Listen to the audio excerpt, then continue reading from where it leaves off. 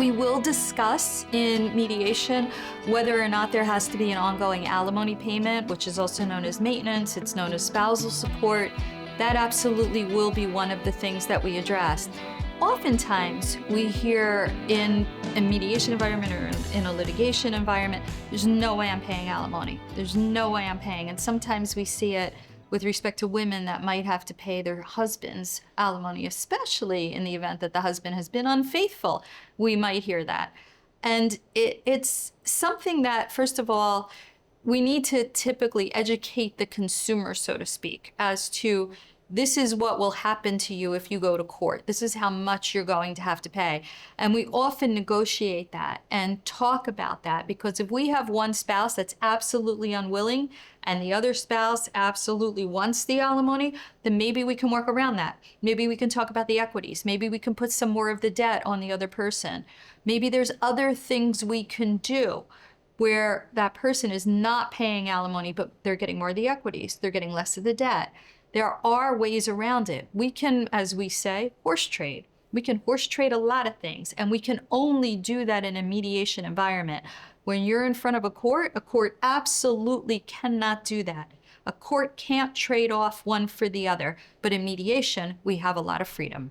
Alimony, spousal maintenance, spousal support, ongoing support, pendente lite support, whatever we call it, it is one of the most difficult things that we talk about in the context of divorce and divorce mediation.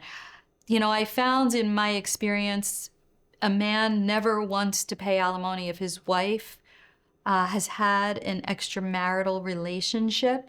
It's just something that they find horrible. Why do I have to pay for her or him or his husband? Why do I have to do that when they've stepped outside of the marriage? Don't I get an off or get a pass because there's been a wrong to me? I also find that women, no matter what, don't want to pay alimony to their spouses, no matter what the income division is, no matter what the relationship was during the marriage. So a lot of this problem that we have and the emotional side of it is something that we can really get past in mediation, and we really work with in mediation. It is one of the more difficult things.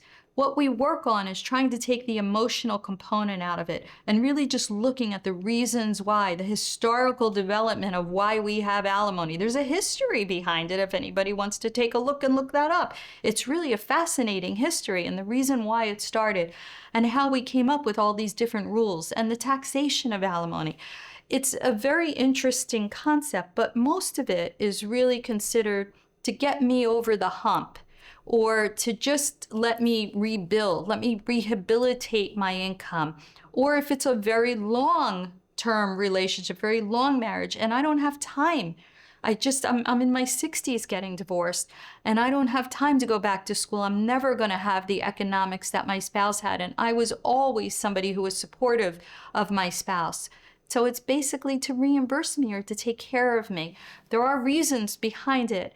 And I think what happens with a lot of these alimony arguments and talking to people, when you really hear and really get the information and you understand the concept of it, most people go, oh yeah, that makes sense. That makes a lot of sense. Okay, I'm a little bit more willing to pay now. Let's talk about how much, let's talk about how long. And now we know we can settle your case. The best thing I can tell people in preparing for alimony or maintenance discussions when we're going into mediation is to have a very realistic approach to how much it costs you to live and what we anticipate that lifestyle will be after the marriage. And don't be nuts about it. Don't be crazy about it. Don't say, well, you know, I was a Macy's Bloomingdale shopper, now I'm going to be Neiman Marcus and Saks. Or we never took vacations, now I need, you know, $50,000 a year to take vacations.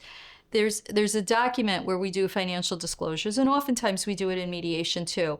And part of that financial disclosure is not just the financial disclosure, but what's the budget of the people. You really need to understand what your budget is.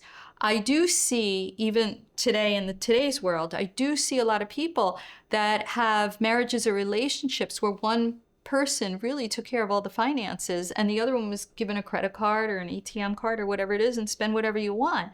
They really have no realistic idea as to what their lifestyle costs or what it will cost. So if they don't, then what we do in mediation is we build that lifestyle and we figure out how much it costs me.